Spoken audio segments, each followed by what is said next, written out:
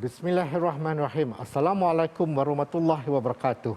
Salam sejiwa. Saya Dr. Hazli Zakaria, pakar psikiatri anda di Jiwa. Alhamdulillah, kita kembali bersama di episod yang kelima. Pada episod lepas, Alice mengajar kita fobia bukan perkara biasa, dari gurauan bertukar menjadi igawan yang menyeksakan.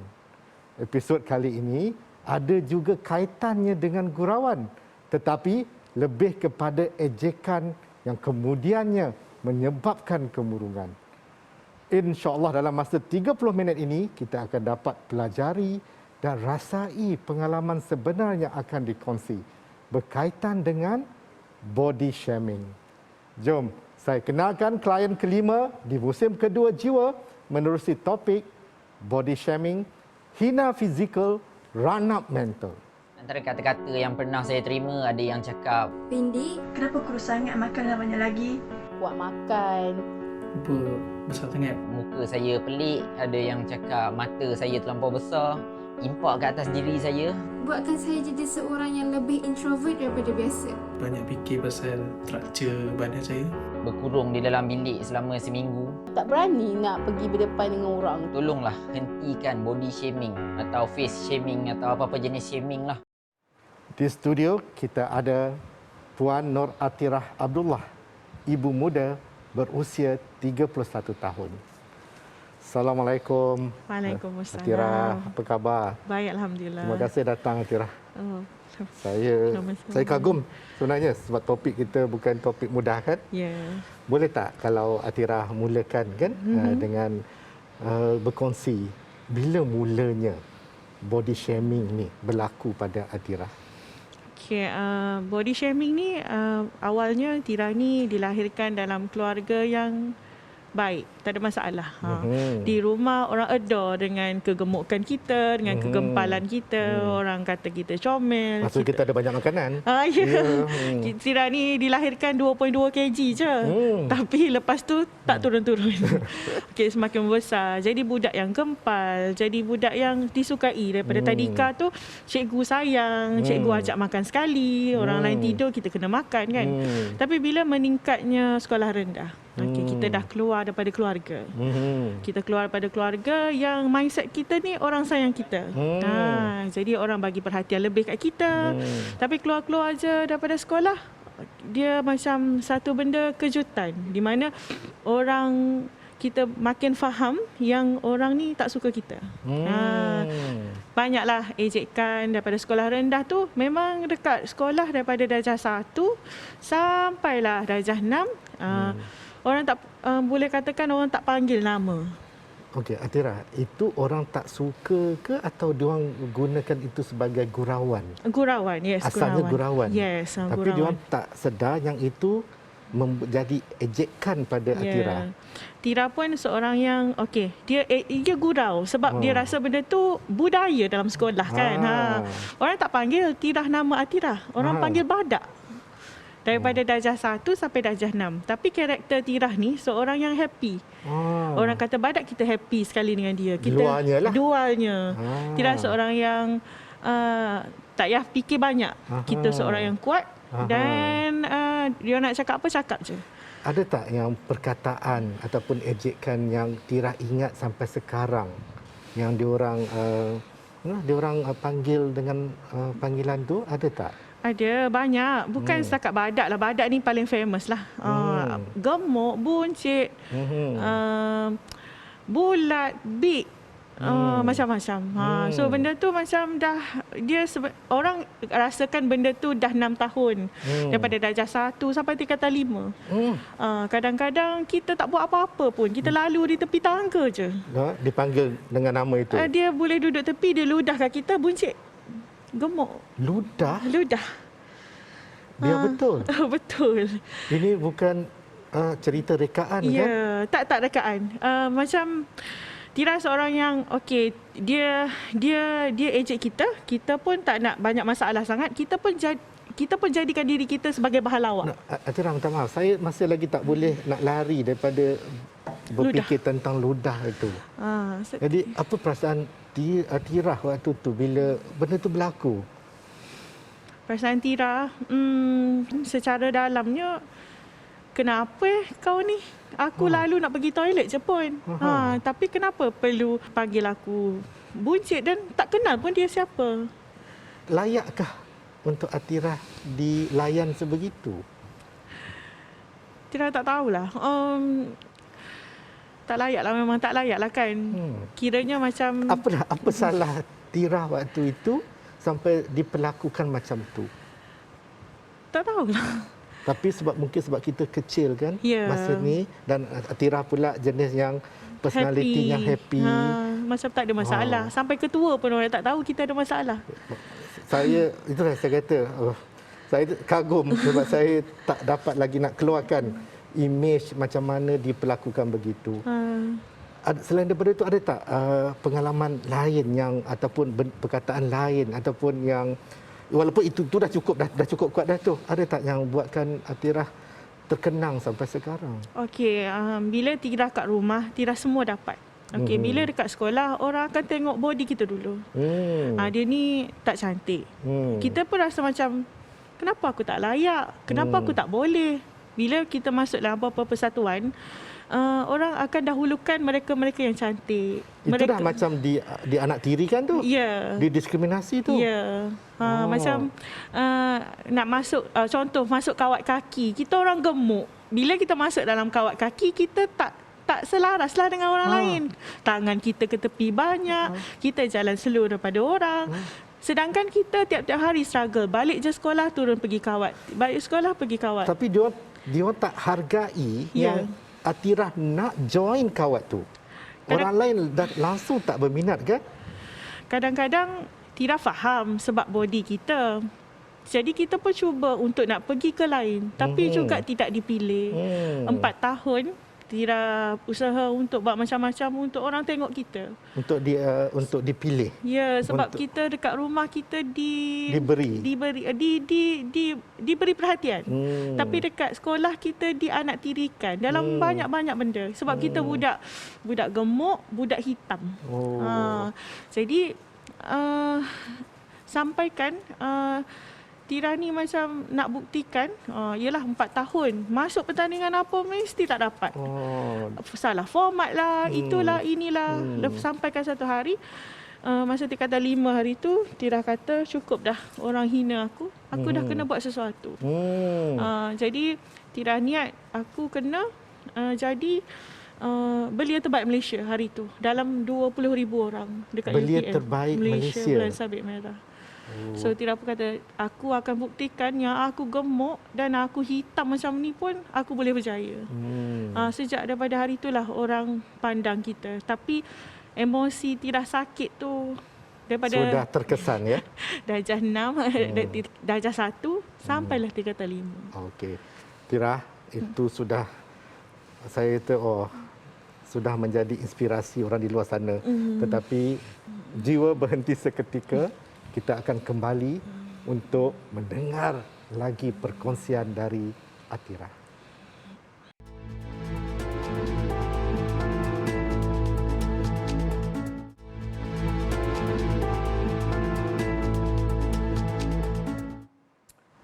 Alhamdulillah, kita kembali dalam jiwa. Bagi segmen kedua, saya akan menjelaskan lebih lanjut berkenaan body shaming dan kesannya.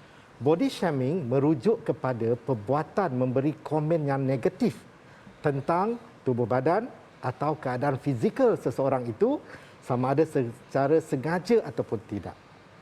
Dan kesannya memberi seseorang itu rasa seperti diejek, dihina, dicela, dicaci. Dan menyebabkan mereka rasa tidak berguna, confidence-nya sudah hilang, rasa tidak boleh diterima kerana mereka mahu disayangi, diberi perhatian bagaimana orang yang lain juga. Dan tanpa kita sedar, body shaming ini juga berlaku tanpa kita sedar. Contohnya, bila kita memberi komen yang positif tetapi orang itu sudah terkesan. Contohnya, engkau dah nampak kurus ni, on diet ke? Dan kita juga tidak sedar bila kita memberi nasihat tanpa diminta, juga salah satu bentuk body shaming. Contohnya, aku rasa kan engkau ni kena makan ikannya je. Kalau tidak macam manalah nak dapat bentuk yang sepatutnya. Pujian pun kadang-kadang boleh menjadi body shaming. Kalau engkau kurus sikit kan aku rasa mesti engkau lagi cantik. Tanpa kita sedar, sesuatu yang nampaknya tidak ada apa-apa boleh menjadi sesuatu yang menyeksa kepada mereka yang terkesan. Jangan pula kita persoalkan, takkanlah benda itu pun nak jadikan isu. Sensitif sangatlah engkau ni. Jadi, jangan kita menghakimi. Jangan kita keluarkan sesuatu yang akan menyakiti. Jadi, Atirah, minta maaflah saya kalau panjang ni dah jadi macam ustaz sikit. Okey. Tapi boleh saya tahu tak kesannya pada Atirah? Okey, body shaming ni dia buatkan kita, macam Tira sendiri, kalau Tira stres, Tira akan makan.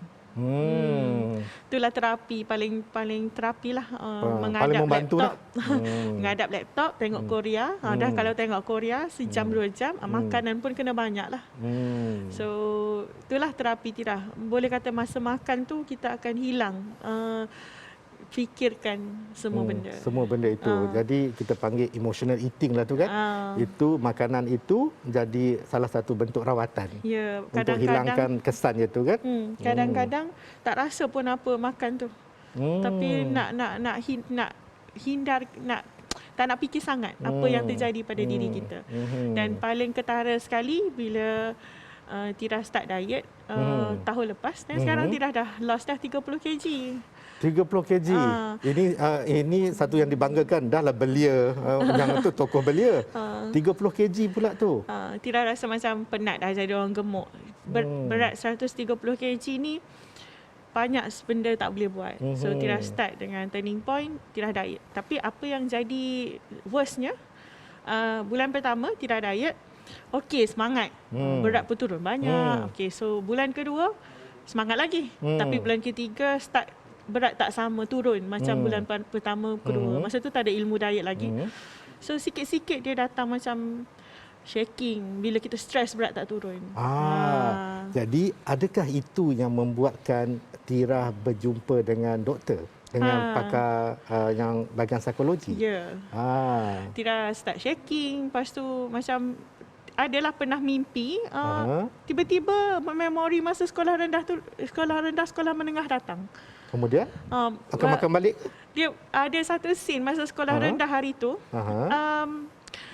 Ada sekumpulan kawan lelaki lah. Dia ada nyanyi satu lagu. Dan masuklah mimpi tu. Dia nyanyi. Ada nyanyi? Dia macam, boleh tak kalau Tira nyanyikan? dia macam dikir lah. Macam dulu kan famous, ada seekor anak tupa tu. Tapi dia orang boleh nyanyi setiap hari. Ada seekor anak badok. Hari-hari. Dia orang jadikan trend lagu tu. Tapi Tira jenis yang happy. Dia orang rasa macam dia tak terasa apa pun, dia pun enjoy. Tapi rupanya enjoy tu sekadar benda yang Tira tak nak, dia orang pun terasa hati. Tira pun jadikan Tira sebagai boneka. Boneka. Tira diludah, dijadikan inspirasi untuk satu lagu dan kononnya membuatkan Tira happy dan orang lain happy. Adakah Tira betul-betul happy? Tak pun. Tira memang seorang yang apa-apa pun Tira akan fikirkan orang dulu. Apa pun akan fikirkan orang. Jadi saya nampak rasa macam Tira hendakkan pengiktirafan daripada orang itu. Kan? Tapi itulah yang Tira tak dapat, walaupun Tira layak untuk mendapat benda itu. Apa perasaan Tira?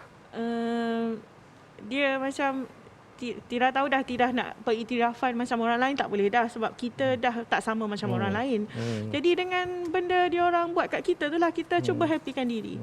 So bila Tira jumpa dengan psikiatri, mula-mula Tira just mengadu je. Doktor, saya tak sedap lah ni. Bila saya diet, saya jadi shaking. Saya jadi fikir sampai saya mimpi-mimpi. Macam tu. So boleh ada tak apa yang saya nak atasi untuk saya tak payah fikir benda ni, so saya boleh fokus ke diet. So doktor kata awak ni nak diet, emosi awak kena stable. Okey, jadi waktu itulah pertama kali baru Atirah sedarnya Atirah ada masalah emosi dan masalah itu. Walaupun sudah bertahun Atirah alami. Dan Atirah sedar juga dan sebab itulah sukar untuk Atirah nak diet dan untuk nak capai apa yang itu. Doktor kata, awak ni dah lama dah ni. Kita macam mana? Kita semua orang sekeliling Tira, akak ni selalu ceria. Selalu macam tak ada masalah. Kita sendiri pun tak apa, kita kuat. Walaupun kita menangis dalam kereta, kita naik ke office, kita ceria, macam tak ada masalah. Kita tahu tapi kita rasa macam benda tu be positif je lah. Okay. Atirah, saya tahu satu anugerah yang Atirah patut dapat. Pelakon terbaik. Untuk lindung apa yang Atirah rasakan sebenarnya. Satu lagi saya nak tanya Atirah sendiri kan. Kan kita nak mengharap orang terima kita, mengharap orang memberi perhatian pada kita. Atirah sendiri, apa pendapat Atirah tentang kita menyayangi diri kita? The concept self-love tu. Tira tak sedar pun benda tu sebenarnya. Sehingga doktor kata, awak ni cukup-cukuplah fikirkan orang. Mulai pada hari ini, sayang diri sendiri, pergi mampus orang lain. Macam tu. Tira pun rasa, aku ni, lah macam tu lah. Kadang-kadang macam, aku tak sayang diri sendiri ke? Aku ni memang menganiaya diri ke sendiri ke selama ni? Atirah, kita sedarkan sekarang, gurauan, ejekan sampai menyebabkan Atirah lupa dan hilang macam mana nak rasa sayang pada diri kita itu sendiri. Dan Atirah sebenarnya dah berjaya. Atirah ada di sini di depan semua penonton di Malaysia. Dan Atirah adalah bukti bahawa permulaannya itu untuk kita sayang diri kita kan. Tapi kita tak lebih-lebih juga kan Atirah. Kalau sayang terlebih nanti self-love terlebih jadi narsisistik pula. Betul. Itu satu benda yang saya pasti Atirah tak akan jadi. Dan Atirah, apa yang Atirah belajar daripada yang Atirah, iktibar yang Atirah ambil daripada pengalaman yang saya rasa amat sukar Atirah?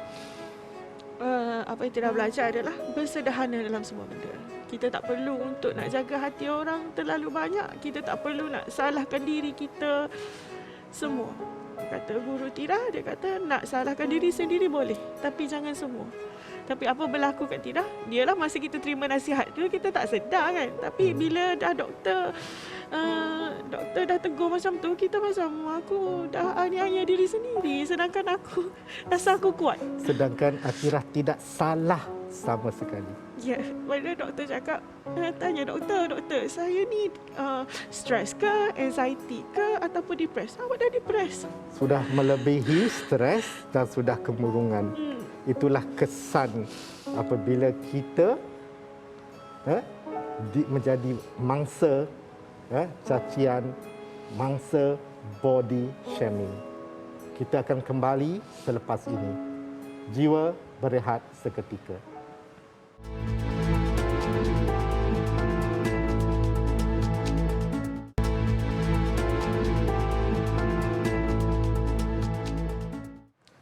Kita kembali lagi di Jiwa. Atirah, terima kasih kerana menjadi diri Atirah sebenarnya. Atirah, apa komen Atirah ya tentang netizen yang masih melakukan body shaming ni di social media? Komen Tira adalah kita kena berpandangan yang semua orang sama. Walaupun dia gemuk ke, dia pendek ke, dia tinggi ke, dia kurus ke, dia putih ke, dia hitam ke, semua orang sama, ada perasaan yang sama. Jadi patut layan atas kebolehan masing-masing. Masing-masing. Ya. Bukan fizikal sahaja. bukan Dan fizikal. jangan jadikan fizikal itu penentu, kriteria untuk dipilih. Betul. Betul. Dan Atirah tahu kan yang body shaming ni, cyberbully, itu adalah satu jenayah. Nanti kalau siapa-siapa buat lagi Atirah kan, dapatkan nama, kita hantar dia ke mana. Kita tahu ke mana dia patut pergi. Okey, Atirah, terakhir. Apakah kata-kata semangat untuk Atirah berikan kepada mereka yang menjadi mangsa body shaming di luar sana? Okey, kata-kata Tira terakhir, kita tidak boleh pilih untuk lahir di perut siapa. Bukan boleh pilih untuk lahir di perut Angelina Jolie ke ataupun orang-orang cantik dunia ke. Kita kena terima yang kita dilahirkan daripada ibu bapa kita. Siapapun mereka, apa pun genetik kita, kita kena terima. Yang Tira selalu menjadi keyakinan diri adalah tampillah berkeyakinan dengan kebolehan kita. Dan jadikanlah tampillah keyakinan dengan kebolehan kita dan tampil confident dengan karakter kita. Menerima diri kita seadanya. Menerima diri kita seadanya. So itulah untuk diberikan kepada mereka di luar sana. Buktikan, jangan jadikan tomahan, ejekan tu sampai kita macam tak ada nyawa langsung di dunia ni. Okey, so buktikan kepada semua orang yang walaupun kita macam ni, kita boleh buat. Ramai lagi orang-orang yang tak cantik, tak handsome, macam jutaan dunia pun ada duit macam biasa. Jadi paras rupa, bentuk body itu tak penting. Bila you dah jadi somebody, bila you dah berjaya, siapa pun you, mata sengit ke, mulut sengit ke, setiap kata-kata you akan dihargai. Setiap setiap cakapan you menjadi duit dan menjadi inspirasi kepada orang ramai lain. Terima kasih Tira. Tira, Angelina Jolie dia tak pernah dapat tokoh belia tau. Okey. Terima kasih Atira atas keberanian untuk berkongsi secara terperinci tentang apa yang Atira alami tentang body shaming. Body shaming iaitu perbuatan mengejek, menyindir, menghina sisi negatif tubuh seseorang atau diri sendiri. Kesimpulan untuk kali ini adalah body shaming walaupun terlihat biasa tapi kesannya berbisa. Asalnya mungkin gurauan tapi akhirnya menjadi igawan yang tak keruan. Body shaming itu adalah buli, hilangkan harga diri, pencetus anxiety dan depresi. Buatkan hidup tak bererti hingga ada yang ingin mati. Memberi pandangan itu tak salah, tetapi berwaspadalah kerana mulut badan binasa, kerana body shaming jiwa merana. InsyaAllah kita berjumpa lagi di episod yang akan datang pada hari Selasa pukul 8.30 malam. Untuk mereka yang ingin bertanya atau berkongsi pengalaman, perbincangan akan diteruskan di platform Clubhouse TV Al-Hijrah selepas ini. Terima kasih dari saya Dr. Hazli Zakaria, pakar jiwa anda, pakar psikiatri di jiwa si pendengar lara. Assalamualaikum warahmatullahi wabarakatuh.